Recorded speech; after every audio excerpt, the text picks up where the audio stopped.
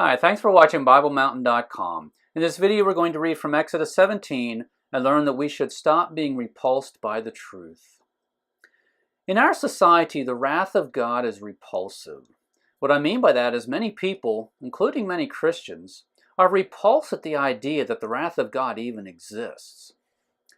Also in our society, the concept of hell is repulsive. Again, many people, including many Christians, are repulsed at the idea that hell exists, and they are repulsed at the idea that God would send people to hell. In this video, we're going to look at Exodus 17 and look at an example that demonstrates the wrath of God. God exercised his wrath against the Amalekites, and that teaches us that the wrath of God does exist, and so that also teaches us that it is possible that hell exists and that God would send people to hell. So let's get started. Exodus 17, we'll start reading at verse 8. Then Amalek came and fought against Israel at Rephidim. So notice what we're going to read today took place at Rephidim. We don't really know where Rephidim was. It was probably in the Sinai Peninsula somewhere. Remember the context of this. At the beginning of Exodus, the Israelites were in Egypt. They were slaves there, had been there for several centuries. And then Moses came along and performed the miracles against Egypt and led the Israelites out of slavery. And they're on their way to the Promised Land, which is in Canaan. But between there, they spent some time there in the wilderness in the Sinai Peninsula. And that's where they are in the story that we're reading.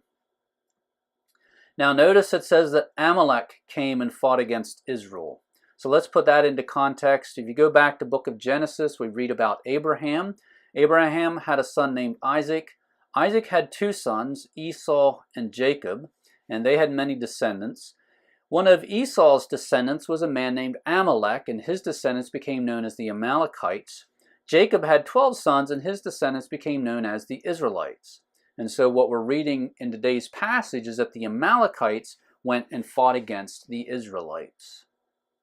Now also, before we continue reading, let's look at a verse from Exodus chapter 3. Yahweh said, I have surely seen the affliction of my people who are in Egypt, and have given heed to their cry because of their taskmasters, for I am aware of their sufferings. So notice that Yahweh mentioned my people. The word people there refers to the Israelites, and Yahweh called them his people, which meant that the Israelites were God's people.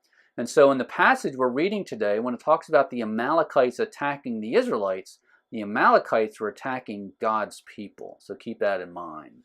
Now let's resume reading there at verse 9. So Moses said to Joshua, choose men for us and go out, fight against Amalek. Tomorrow I will station myself on the top of the hill with the staff of God in my hand. So notice the word fight. Moses told Joshua to put together an army and go out and fight against the Amalekites. Now let's resume reading at verse 10. Joshua did as Moses told him and fought against Amalek. And Moses, Aaron, and Hur went up to the top of the hill. So it came about when Moses held his hand up that Israel prevailed. And when he let his hand down, Amalek prevailed. But Moses' hands were heavy. Then they took a stone and put it under him, and he sat on it, and Aaron and Hur supported his hands, one on one side and the other on the other. Thus his hands were steady until the sun set. So Joshua overwhelmed Amalek and his people with the edge of the sword. Then Yahweh said to Moses, write this in a book as a memorial and recite it to Joshua, that I will utterly blot out the memory of Amalek from under heaven. Moses built an altar and named it, Yahweh is my banner. And Moses said, Yahweh has sworn, Yahweh will have war against Amalek from generation to generation. So notice the word overwhelmed. Joshua led out the army and they fought back against Amalek, and the Israelites overwhelmed the Amalekites. And notice that Yahweh said to Moses he was going to blot out the memory of the Amalekites. And so again, this demonstrates God's wrath and the fact that God does bring revenge on people. In this case, the Amalekites attacked God's people, and so Yahweh enabled the Israelites to fight back and win. And as part of that, God declared that he was going to blot out the memory of the Amalekites. Then notice also the word war. And in this case, it says Yahweh swore that he was going to have war against Amalek, and he was going to have war from generation to generation. And so this was not a one-time punishment type of thing. because of what the Amalekites did to the Israelites, who were God's people, Yahweh was going to have war against the Amalekites from generation to generation. And again, this demonstrates the fact that the wrath of God does exist. Now, the verses we've been reading are from the Old Testament, and specifically Exodus 17 tells us about events that took place somewhere around 1400 BC.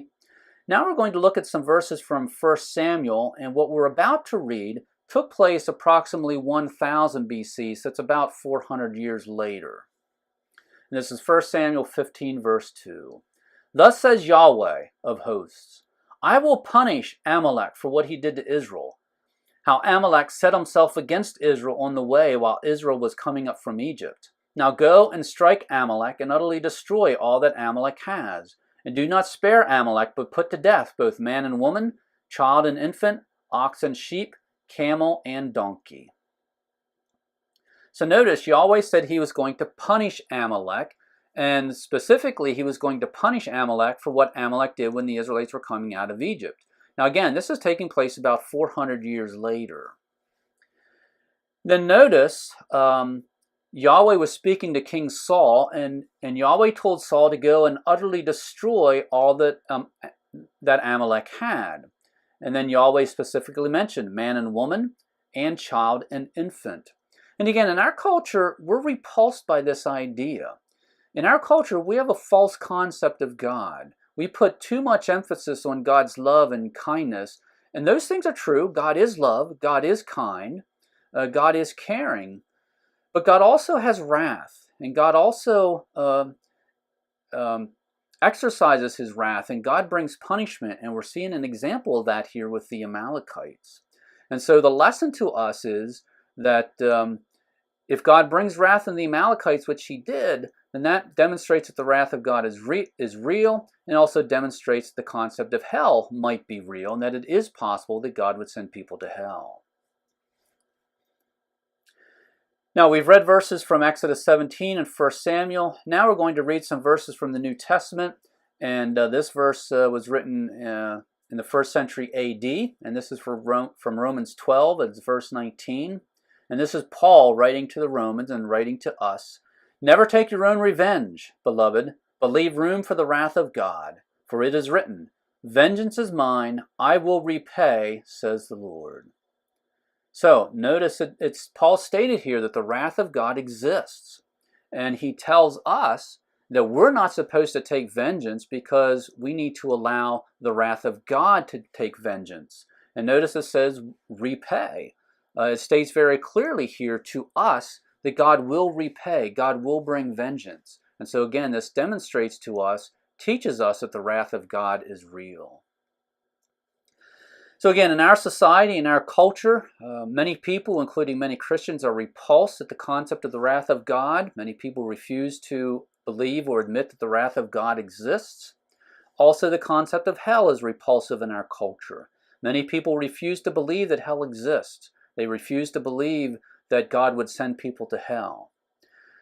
But in this video, we looked at Exodus 17, and specifically Exodus 17 verse 15 tells us Yahweh will have war against Amalek from generation to generation. And so this passage in Exodus demonstrates to us that the wrath of God is real. And then we also looked at Romans 12:19, and this tells us very clearly that the wrath of God is real. For it says, vengeance is mine, I will repay, says the Lord. So again, this states clearly that the wrath of God is real.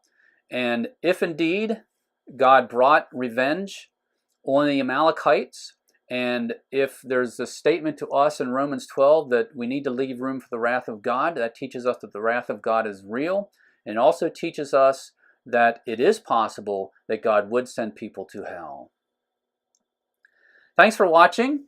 If you haven't already signed up for my email list, please do so. It is free. Also, by signing up, you will get access to my videos as soon as they are available. They'll be delivered to your email inbox. Also, that means that you won't miss out on any of my emails. And in order to sign up, go to BibleMountain.com, click on follow, and there will be a place there to enter your email address and sign up for my email feed. And once again, thank you for watching BibleMountain.com.